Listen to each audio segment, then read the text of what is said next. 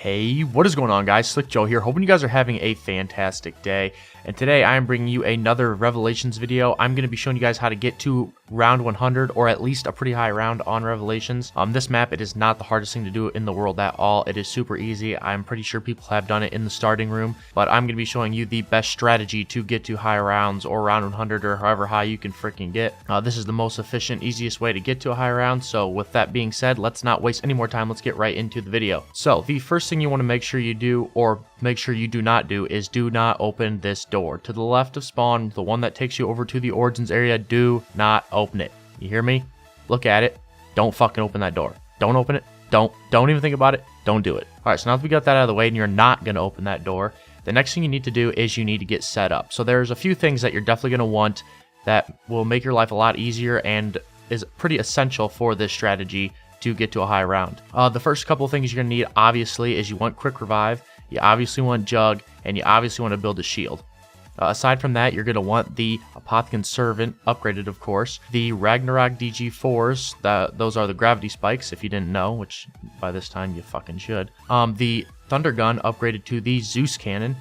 And you'll probably want little Arnie's too, because that will make your life a whole lot easier to have those, and they can help you if you get in a tight spot. So you need to go around the map, get all that stuff figured out, and then you still have 2 perk slots left, so you can use them on whatever you really want. I usually use Mule Kick, that way you can have a third weapon in case rare chance you run out of ammo.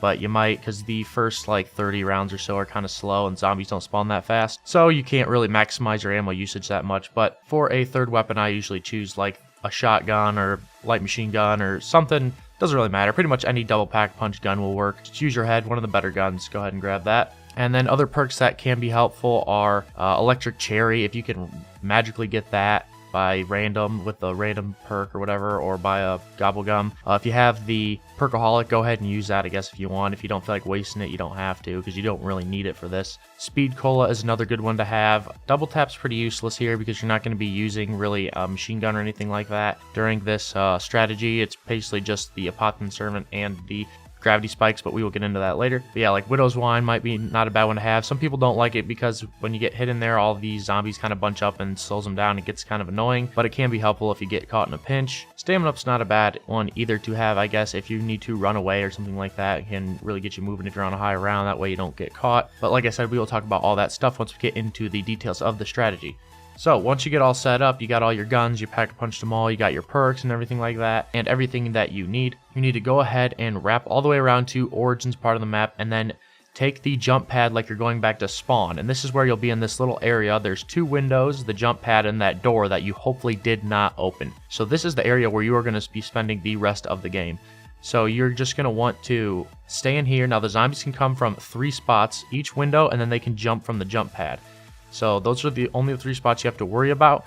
And you don't really want to go in here too early because, like I said, the zombies come out of those windows pretty slow. But once you get into like round 20 to 30, like maybe up into the 30s, then you want to head over here, or you can go right when you get set up. It doesn't really matter. But round 30 is about where they start to speed up a little bit. So go ahead and get in here. And the strategy is, all you need to do is you're going to pull out your Ragnaroks and you're going to gravity spike. You're going to like the slam one. I'm pretty sure it's R2, or it's the right trigger. Yeah. So you're going to need to slam each window just kind of back and forth when you see these zombies. And eventually, you know, it'll run out, whatever. And then that's when you want to switch to your Apothicon Servant. So then you just shoot one of those. Maybe train them around a little bit if they're not coming out that fast. Just run in a tight circle and shoot that. And then by the time, after a couple of shots with that, eventually your Ragnaroks will be charged back up.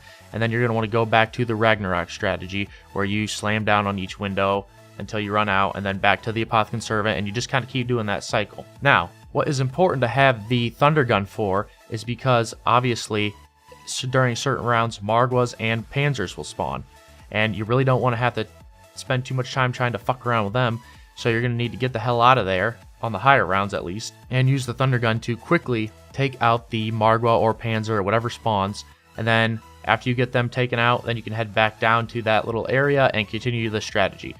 Now, if you don't have the Thunder Gun, this is going to be a huge pain in your ass because you're not going to be able to take these out very fast or efficiently. So you're definitely going to want the thunder gun for this. It makes it so much easier and is pretty much almost essential at this point.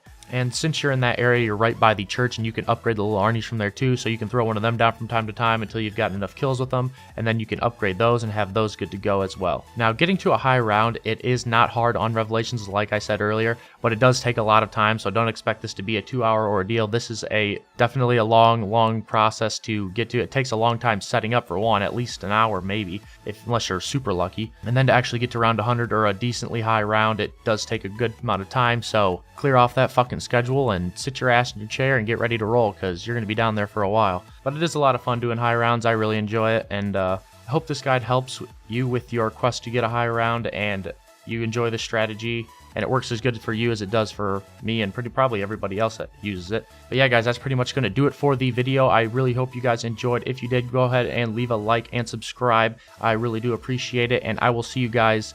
No, I better be seeing your ass in the next video. Catch you later.